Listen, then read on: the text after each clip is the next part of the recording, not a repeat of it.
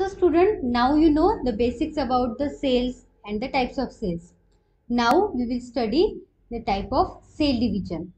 So there are two types of cell division, that are mitosis and meiosis. तर आपल्या बॉडीमध्ये जी sale डिव्हिजनची process होते, ज्याने आपल्या बॉडीमध्ये नवीन नवीन सेल्स फॉर्म होतात, तर ती जी प्रोसेस आहे तर ती दोन टाइप्सनी होते.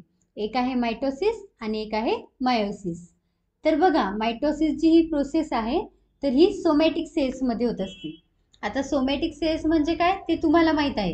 सोमॅटिक सेल्स कोणत्या सेल्स आहेत? आपल्या बॉडीमधल्या सगळ्या सेल्स, फक्त जर्म सेलला सोडून त्या आहेत somatic sale.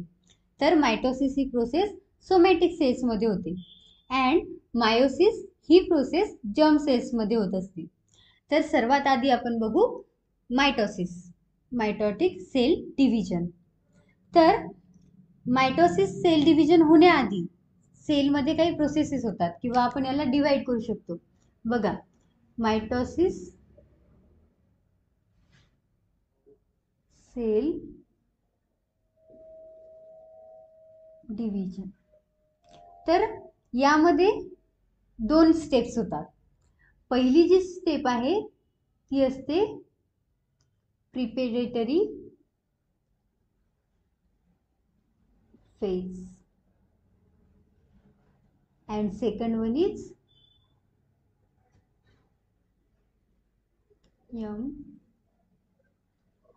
Phase.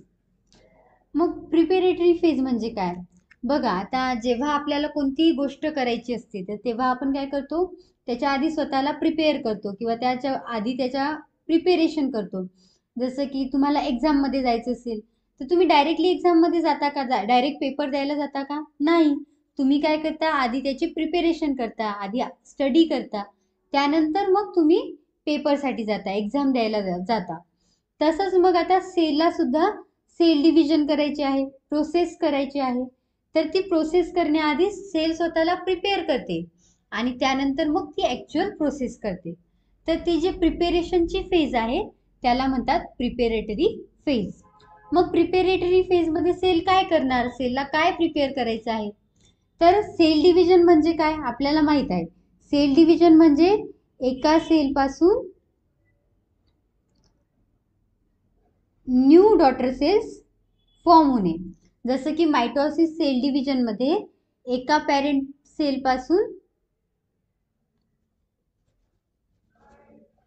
2 daughter cells ज्या आहेत त्या फॉर्म होतात. ओके, एक पॅरेंट सेल आहे ती डिवाइड होते आणि त्याच्यापासून 2 डॉटर सेल्स ज्या फॉर्म होतात. याला आपण म्हणणार मायटोटिक सेल डिव्हिजन किंवा सिम्पली मायटोसिस. मग या सेलला डिवाइड व्हायचंय आणि तिच्यापासून 2 सेल्स फॉर्म होणार आहेत. मग तिला स्वतःला आधी प्रिपेअर करावं लागेल. कसं? स्वतः आधी तिला स्वतःची ग्रोथ करावं लागेल. सो प्रिपेरेटरी फेजमध्ये सेल आधी फुल्ली ग्रो होते, पूर्णपणे ग्रो झाली, त्याच्यानंतर मग डिव्हिजन होते, मग ग्रोथ होते. त्याच्यासोबतच काय होते की या सेलमध्ये काय आहे आपल्याला माहिती आहे, न्यूक्लियस आहे आणि न्यूक्लियसमध्ये काय आहे, DNA आहे. कसा आहे? क्रोमॅटिन नेटवर्कच्या फॉर्ममध्ये. आणि तसेच सेलमध्ये सेल ऑर्गॅनिल्स सुद्धा आहे, हे पण आपण बघितले. मायटोकॉन्ड्रिया आहे, रायबोझोम्स आहेत, देन एंडोप्लाझ्मिक रेटिक्युलम आहे, लायझोझोम्स आहेत. हे सगळे झाले सेलचे सेल ऑर्गॅनिल. मग या सेलला 2 सेल बनवायचे आहेत. मग एकच जर मायटोकॉन्ड्रिया असला तर दोन्ही सेलला मिळतील का? नाही. समजा पॅरेंट सेलकडे एकच मायटोकॉन्ड्रिया आहे तर मग 2 डॉटर सेल्सला देऊ शकेल का? जसं की तुमचे पॅरेंट्स असतात, तुमची आई असते, जेव्हा तुम्हाला आणि तुमच्या भावाला किंवा बहिणीला जेवायला देते तर दोघांना सारखंच देते ना, दोघांना पण 2 पोळ्या देते. मग जेव्हा आईकडे 2 पोळ्या असतील तेव्हा ती दोघांना 2-2 देईल. पण आईकडे जर एकच पोळी असेल तर दोघांना एक एक पोळी देऊ शकते का इक्वल? नाही. मग तसंच सेलचं सुद्धा आहे. सेलला काय करावं लागते, तिच्याकडे जेवढं पण मॅटर आहे तिला डबल करावं लागते. DNA आहे त्याला डबल करणार किंवा जे सेल ऑर्गॅनिल्स आहेत त्यांना डबल करणार. तर याच फेजला आपण म्हणतो प्रिपेरेटरी फेज. फॉर एक्झाम्पल, आपण ह्यूमन्स, आपल्याकडे किती क्रोमोझोम्स असतात? 46 क्रोमोझोम. मग या पॅरेंट सेलकडे सुद्धा आहेत 46 क्रोमोझोम. मग या सेलला काय करायचं आहे, हिला पण 46 मिळाले पाहिजे आणि या सेल्सला पण 46 क्रोमोझोम मिळाले पाहिजे, म्हणजे इक्वल अमाऊंट ऑफ DNA मिळाला पाहिजे. मग हिच्याकडे 46 आहे आणि हिला दोन्हीला पण 46 द्यायचे, म्हणजेच पॅरेंट सेलला काय करावं लागेल, आधी अजून 46 स्वतःकडे आणावं लागतील. जेव्हा हिच्याकडे हे होतील तेव्हा मग 46 दोघीला पण देऊ शकते. तर यालाच म्हणतात प्रिपेरेटरी फेज. जेव्हा सेल स्वतःचा जो DNA आहे त्याला डुप्लिकेट करते, डबल करते.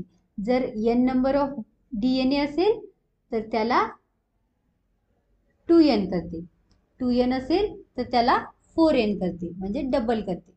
तसंच मायटोकॉन्ड्रिया, पॅरेंट सेलकडे एकच मायटोकॉन्ड्रिया आहे पण तिला 2 सेल बनवायच्या. मग या सेलला पण एक मायटोकॉन्ड्रिया मिळाला पाहिजे आणि या सेलला पण एक मायटोकॉन्ड्रिया मिळाला पाहिजे. मग त्यासाठी ही पॅरेंट सेल काय करते, या मायटोकॉन्ड्रियाचे अजून एक मायटोकॉन्ड्रिया करते, म्हणजे डबल करते. रायबोझोम जितके असतील त्याच्या डबल करते.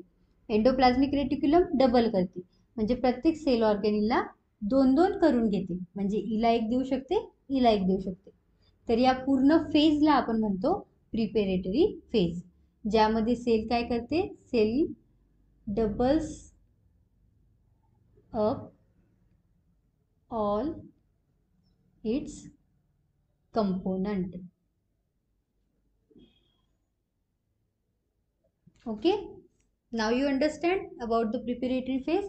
In the preparatory phase, cell prepares itself for the cell division, and in it cell double up its component. It double up the DNA and it doubles up the cell organelles. If cell has n number of DNA, it doubles up to the 2n. जर n number असेल तर 2n, जर 2n DNA असेल तर त्याचा होते 4n. Okay, आणि हे n नंबर आणि 2n नंबर म्हणजेच काय, की जेव्हा DNA पेअर्स मध्ये असतात, क्रोमोझोम्स पेअर मध्ये असतात, त्याला म्हणतात 2n. जर सिंगल असतील तर त्याला म्हणतात n. ओके, आता हे क्लिअर झालं. त्यानंतर आता सेकंड फेज. आता सेल प्रिपेअर झाली, सेलकडे सगळं मॅटर 2-2 आहे, डबल आहे, DNA डबल आहे, सेल ऑर्गॅनिल डबल आहे. त्यानंतर सेल जी आहे ती सेकंड स्टेप करते, म्हणजेच ॲक्च्युअल डिव्हिजन करते, त्यालाच म्हणतात एम फेज किंवा मायटोटिक फेज. मग ही जी फेज आहे ही सुद्धा डायरेक्ट होत नाही, ही पण 2 स्टेपमध्ये होते. पहिली आहे कॅरिओ कायनेसिस, सेकंड आहे सायटो कायनेसिस. मग बघा, कॅरिओ म्हणजेच असते, त्याला म्हणतात न्यूक्लियस, अँड कायनेसिस म्हणजेच division. Okay, karyo means nucleus, kinesis means division. So it is a nuclear division, म्हणजेच अशी फेज ज्याच्यामध्ये आपला जो न्यूक्लियस आहे त्याचं डिव्हिजन होते. आणि देन सायटोकायनेसिस, सायटो मीन्स सायटोप्लाझ्म, सेलची सायटोप्लाझ्म माहिती आहे तुम्हाला ती. कायनेसिस मीन्स डिव्हिजन. सो कॅरिओकायनेसिस मध्ये काय होणार, न्यूक्लियसचं डिव्हिजन, सायटोप्लाझ्म मध्ये होणार सायटोप्लाझमचं डिव्हिजन. ते कसं होते बघा. आता ही आपली सेल आहे, मग सेलकडे एक न्यूक्लियस आहे आणि एक सायटोप्लाझ्म आहे. तर जेव्हा ॲक्च्युअल डिव्हिजन होत असते सेलचं, तर डायरेक्टली नाही होत, जसं मी असं काढलं, एक सेल आहे आणि तिच्या 2 सेल झाल्या, असं नाही होत. आधी काय होते, हा जो न्यूक्लियस आहे तो डिवाइड होतो, म्हणजे पॅरेंट न्यूक्लियस आहे त्याचे 2 डॉटर न्यूक्लियस होतात. मग बघा, सेकंड स्टेपमध्ये होणार एका न्यूक्लियसचे 2 डॉटर न्यूक्लियस. या फेजला आपण काय म्हणणार, karyo kinesis means 1 nucleus divided into the 2 daughter nuclei. यांना आपण काय म्हणणार, दोघांना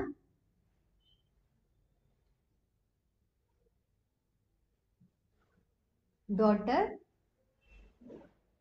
न्यूक्लियाय. एक असला तर न्यूक्लियस, दोन असेल तर न्यूक्लिआय. मग ही झाली आपली पहिली स्टेप. आता दोन न्यूक्लियस मिळाले, आता काय करायचे, ऍक्च्युअल सेल डिव्हिजन करायचं, म्हणजे या सेलच्या दोन सेल करायच्या. मग त्यानंतर काय होते, आता सायटोप्लाझ्म डिव्हिजन. पहिले झालं न्यूक्लियस डिव्हिजन, आता होणार सायटोप्लाझ्मिक डिव्हिजन, म्हणजे ही जी तुम्हाला सायटोप्लाझ्म दिसत आहे ती डिवाइड होणार. आणि मग ती कशी होते, तर सगळ्यात आधी तर छोटंसं नॉच फॉर्मेशन होते. आधी छोटी छोटी छोटी छोटी होत जाते, दोन्ही न्यूक्लियस दोन्ही साईडला येतात आणि ही सायटोप्लाझ्म जी आहे ती छोटी होत जाते. त्यानंतर इतकी छोटी होते की इथे ब्रेक होऊन जाते मधात, आणि मग आपल्याला मिळतात दोन सेपरेट सेल, ज्याच्यामध्ये स्वतःचे त्यांचे दोन न्यूक्लियस आहे, आणि यांना आपण म्हणणार डॉटर सेल्स. ही होती आपली पॅरेंट सेल. आणि ही जी सायटोप्लाझ्म डिवाइड होण्याची प्रोसेस आहे त्यालाच आपण म्हणणार सायटोकायनेसिस. समजलं? पॅरेंट सेल होती, पॅरेंट सेलनी स्वतःला आधी प्रिपेअर केलं. स्वतःला प्रिपेअर कशासाठी केलं, सेल डिव्हिजनसाठी. कसं प्रिपेअर केलं, सगळं मॅटर डबल अप केलं, म्हणजे डबल अप केल्यानंतर दोन्ही पण सेलला इक्वल अमाऊंटमध्ये देऊ शकते. त्यानंतर मग आता हे जे पॅरेंट सेल आहे तर तिचं मध्ये झालं दोन स्टेप्स, त्या म्हणजेच कॅरिओकायनेसिस, सायटोकायनेसिस. कॅरिओकायनेसिस म्हणजेच काय झालं, न्यूक्लियस जे आहे तर ते दोन डॉटर न्यूक्लियसमध्ये डिवाइड झाला. एक न्यूक्लियस होता त्याचे दोन झाले, त्याला आपण म्हणणार डॉटर न्यूक्लिआय. या प्रोसेसला म्हणणार karyokinesis. Karyo means nucleus, kinesis means division. So nuclear division. त्यानंतर इथे लिहूनच घेते वाटल्यास,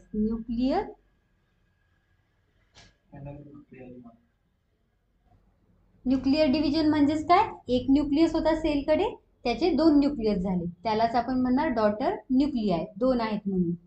मग कॅरिओकायनेसिस नंतर आता आपल्याला सेलला डिवाइड करायचे. त्यासाठी सेलची सायटोप्लाझ्म जी आहे ती छोटी छोटी होत जाते मिडलला, जशी की इथे झाली. सेलची ही सायटोप्लाझ्म आहे ती मिडलला छोटी छोटी होत गेली. त्यानंतर ही इतकी छोटी होते की शेवटी जी आहे ती छोटी होऊन सेपरेटच होऊन जाते, आणि त्याच्यापासून आपल्याला दोन डॉटर सेल्स मिळतात. मग या दोन डॉटर सेल्स कशा सेपरेट झाल्या, बिकॉज ऑफ द सायटोप्लाझ्म सेपरेट झाली. त्याच प्रोसेसला आपण म्हणतो सायटोकायनेसिस, म्हणजेच सायटोप्लाझ्मिक डिव्हिजन. आणि अशा प्रकारे आपल्याला दोन डॉटर सेल्स मिळाले. मग या प्रोसेसला आपण म्हणतो mitosis cell division. It is the cell division in which one parent cell divides into the two new daughter cells. आणि ह्या ज्या डॉटर सेल्स आहेत ह्या एक्झॅक्टली एकमेकांना आयडेंटिकल असतात. मग बघा, आता ही एक सिंपल प्रोसेस झाली ज्याच्यामध्ये तुम्ही बघितलं दोन स्टेपमध्ये प्रोसेस होते, पण एवढी पण सिंपल नाही. ही जी कॅरिओकायनेसिस आहे म्हणजेच न्यूक्लियर डिव्हिजन आहे, हे सुद्धा असं डायरेक्टली होत नाही. एक न्यूक्लियस आहे आणि डिवाइड झाला आणि दोन न्यूक्लियस बनली, हे सुद्धा स्टेप वाईज प्रोसेस होते. मग ही जी कॅरिओकायनेसिस प्रोसेस आहे तर ही 4 स्टेप्समध्ये होते. त्या 4 स्टेप्स कोणकोणत्या, prophase, metaphase,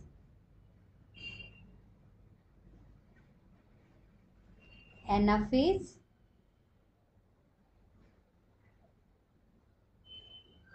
and fourth telophase.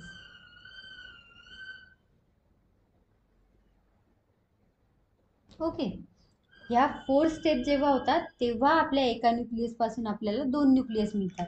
मग ह्या 4 स्टेप्स कशा होतात, त्यानंतर सायटोप्लाझ्मिक डिव्हिजन कसं होते, आणि एका सेल पासून आपल्याला दोन सेल्स कशा मिळतात ते आपण आता डिटेलमध्ये बघू. आधी हे बेसिक चांगल्या प्रकारे समजून घ्या, म्हणजे ही प्रोसेस जी आहे ती इझिली तुम्हाला समजेल.